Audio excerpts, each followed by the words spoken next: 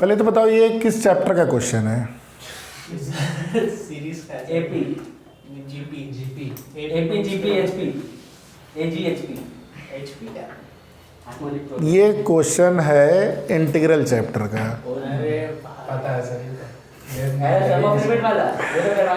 ये integral chapter है, limit ऐसे ठीक है। मैं एब्सेंट है। देखो बहुत ध्यान से देखना, लिमिट अगर n टेंड टू इन्फिनिटी है, ध्यान से देखो, बहुत बड़ा इंपॉर्टेंट कॉन्सेप्ट। अगर F N by G N, F N क्या है? फंक्शन इन n, g क्या है? Function in n, G N, ठीक है। और n टेंड टू इन्फिनिटी है, यहाँ देख लो, बड़ा इंपॉर्टेंट कॉन्सेप्ट है, साथ डिस्कस कर चुके हैं एक बार आप लोग के साथ। यहाँ पे 3 केस पॉसिबल हैं। बताना कौन से? अगर याद हो तो बताओ। f greater than g, g greater than f क्या है? ये पॉलिनॉमियल है, ये पॉलिनॉमियल अगर इसकी डिग्री इससे ज़्यादा है, बहुत सिंपल, जैसे n स्क्वायर बाई n, बहुत सिंपल केस में 3 केस बन रहा है। देखो अगर डिग्री ऑफ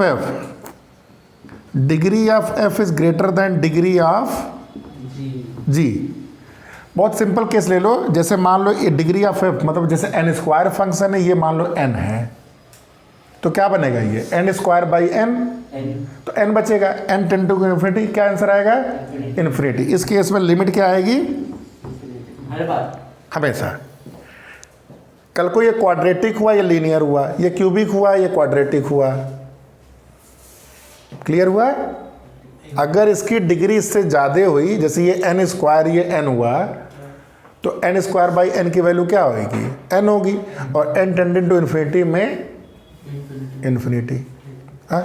सेकेंड केस देखो, अगर सेकेंड केस, अगर degree of f is less than degree of n, degree of g, तो ये n होगा, ये n स्क्वायर होगा, तो 1 बाई n, तो आंसर 0। क्लियर है? हाँ? अब तीसरा केस देखो, अगर दोनों की डिग्री बराबर है, degree of f is equal two degree of g, इसका मतलब इस केस में कुछ लिमिट आपकी फाइनाइट वैल्यू आएगी। सर मैं सेकंड वाले में 1 बाय n जो बच रहा था r माइनस से, सर अगर n और n होगा तो 1 नहीं बचेगा। क्लियर हुआ? n और n होगा तो 1 नहीं बचेगा। नहीं, n 1 हुआ, कल को 2n अपॉन n है, 3n अपॉन n है, 4n अपॉन n है, तो अलग अलग केस में अलग अलग वैल्यू आएगी, लेकिन लिमिट एग्जिस्ट करेगी। ये क्लियर हुआ? हाँ। अब देखो ध्यान से, सिग्मा अगर n होता है तो ये क्या आता है यहाँ पे? n into n plus 1 by 2, मतलब डिग्री कितनी आती है उसकी? 2। सिग्मा अगर n स्क्वायर है तो इसकी degree n into n plus 1, 2n plus 1 by 6, degree एक बढ़ जाती है। इसकी डिग्री कितनी होती है? 3। मतलब डिग्री एक क्या होती है? याद है ये? डिग्री इसकी 4, यानी कि इस केस में इसकी डिग्री कितनी आएगी? 5। इसकी डिग्री कितनी आएगी? 4 डिग्री इधर है, 5 डिग्री इधर है, इसकी पूरे की वैल्यू कहाँ? हम इसका बचा क्या? इंफिनिटी बचा ये, बचा ये, तो ये यहाँ तक हो गया। भाई देखो, डिग्री अगर ये n होता है, 1 पे चल रहा है पावर, तो डिग्री 2, 2 पे चल रहा है 3, 3 पे चल रहा है तो 4, तो यहाँ 3 चल रहा है तो ये 4, ये 3 पे चल रहा है तो ये 4 आएगा डिग्री। नीचे डिग्री कितनी है? 5। 1 क्यूब, ये चीज़ यही लिखी है ना, सेम चीज़ है।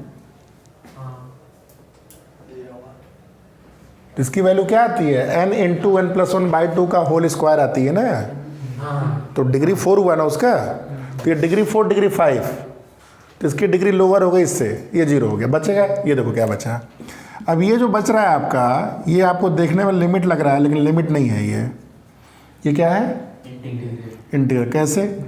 देखो, ये r की पावर 4 अपॉन n की पावर 5, r की वैल्यू कहाँ से लेके 1 to n 1 से लेके n। तो मैंने समझाया था इसमें क्या बताया गया था कि जो फंक्शन r बाई n होता है उसको r बाई n को हम लोग क्या रिप्लेस करते हैं n by x से, और 1 बाई n को क्या रिप्लेस करते हैं dx से। तो यहाँ पे क्या हो जाएगा, ये r बाई n की power 4 into r by 1 by n limit n tending to infinity. Sir हम क्यों करेंगे सर x के तरीका है। ये मेथड है लिमिटाइजेशन का, ठीक है। तो ये तुम्हारा क्या बन गया, ये आपका बन गया क्या चीज़ dx, ये क्या बन गया x की पावर 4। लिमिट कहाँ से कहाँ लगेगी, r कहाँ से स्टार्ट हो रहा है, r की वैल्यू 1 से, r की वैल्यू n, तो लोअर लिमिट क्या होगी, लोअर लिमिट होगी r by n। 1 by n, 1 by n जहाँ पे n tending to 1 to infinity 1 to r limit n tending to infinity 1 by n क्या हो जाएगा 0। अपर लिमिट क्या होगी, infinity limit n tend to infinity n by n, ये हो गया 1। तो ये इंटीग्रल क्या हो गया 0 से लेके 1। इसका इंटीग्रेशन बहुत ही सिंपल आप लोग जानते हैं, 0 से 1, आंसर क्या आ गया 1/5, आंसर नंबर 1। डन, बहुत सिंपल था। कैसे पता था